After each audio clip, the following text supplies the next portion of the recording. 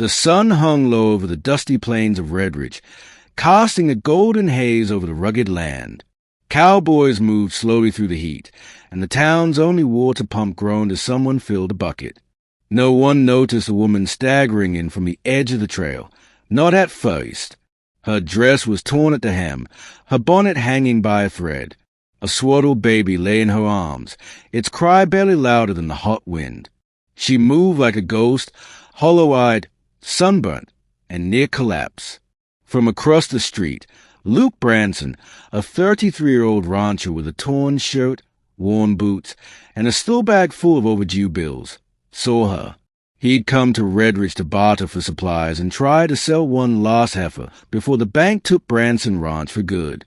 She dropped to her knees on the edge of Main Street. Luke didn't hesitate. He crossed the road in long strides, kneeling beside her. He said gently, "You all right? What happened?" Her cracked lips trembled. "Please, help us." The baby whimpered. Luke slipped a hand beneath the infant, feeling how hot and light it was. "We need water," he muttered, rising. "Hang on."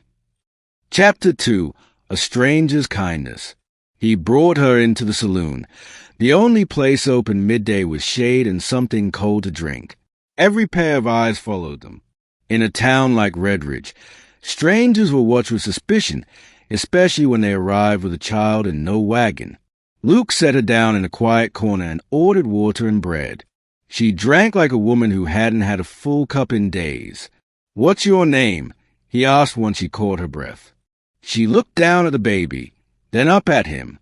Clara James."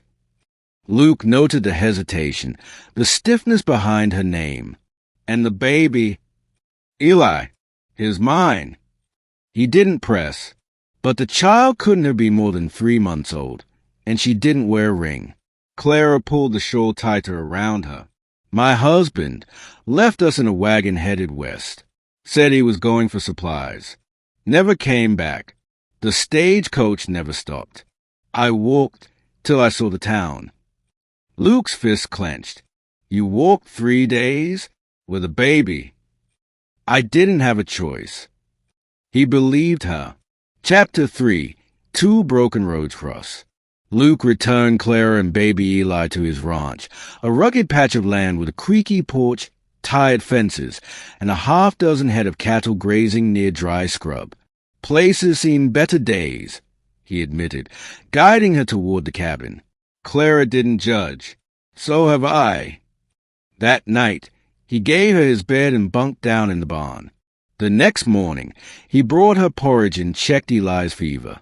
The boy had grown quiet, too quiet. Clara barely slept, checking the child every hour, tears falling silently in candlelight. Luke rode to Doc Hanley's house just after dawn. "I can't pay you now," he told the doctor, "but that baby needs looking at. His mama's been through hell." Doc Hanley grumbled, but followed him anyway. Eli would survive. Just barely. He needs milk. Real milk, not watered-down biscuits, Hanley said. Luke sold his last heifer that afternoon. Chapter 4, Working Hearts. Days turned into weeks. Clara stayed on the ranch, helping where she could, washing clothes, tending the garden, feeding chickens. She mended Luke's shirts without being asked. Luke repaired the baby crib she found in the attic. They worked side by side, not lovers, not yet friends, just 2 survivors clinging to what remained. Clara's face slowly filled out again. The sun gave her skin a golden glow, but her eyes remained watchful, distant. One evening, Luke found her crying near the fence, Eli asleep in a crate nearby. "He told me I was useless after the baby came," she whispered. "Said I'd ruin my body. He only married me because my father promised him land." Luke knelt beside her. "Your body brought life into this world. Clara, that man was a fool. You ain't ruined. You're still standing, Dut." She turned to him slowly. "Why are you doing all this? You don't know me." "Maybe," Luke said softly, "because I've been alone a long time. And maybe because I see how strong you are, even when you don't. Chapter 5, Gunpowder and Shadows. The peace didn't last. A month later, a stranger rode into Redridge, tall, smooth-talking, wearing a fine hat and a six-shooter with a polished pearl grip. He asked for Clara James, told the bartender he had unfinished business. Luke heard about it before the sun set. He found Clara out in the field, rocking Eli under a willow tree. "Clara," he said carefully, "someone's looking for you. Says it's your husband." She froze. Her voice was hollow. "He came back." Luke nodded. "He's in town. I'll handle him." "No," she said, rising. "I'll face him." Chapter 6. The Truth Rides In. They rode into Redridge together, Clara clutching Eli and Luke riding beside her like a silent storm. The stranger stood outside the saloon, smug and smiling. "Clara," he said smoothly. "Miss me?" She stepped down slowly. "You left me to die." He shrugged. "Didn't figure you'd make it. But turns out I need that baby now. Judge back in Carson says I can't inherit PA's ranch without an heir." Luke stepped forward. "You touch her or that child, you won't walk away." The man laughed. "This ain't your fight, cowboy." Luke's voice dropped. "It is now." The stranger reached for his gun. Luke was faster. One shot rang out. The man crumpled to the ground, groaning, clutching his leg. Luke's bullet had missed a bone, on purpose. The sheriff arrived minutes later. Clara pressed a folded paper into his hand, her marriage license, torn in half, and a written statement of her abandonment. "Let him rot," she whispered, and the sheriff nodded. Chapter 7. Home before sunset.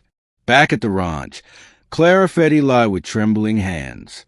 Luke sat beside her on the porch, silence stretching between them like soft cotton. "You could have killed him," she said finally. "I don't shoot to kill unless I have to." She nodded. "Thank you for standing up for me. No one ever has." Luke looked at her, really looked.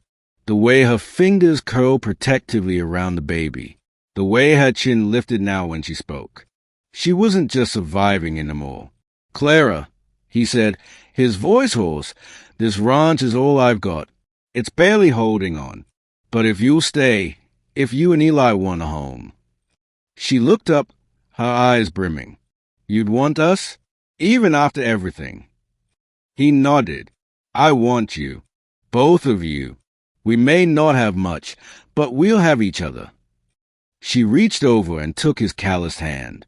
"We already do." As the sun dipped behind the hills, Clara leaned her head on Luke's shoulder. Eli slept soundly between them. They weren't strangers anymore. They were a family,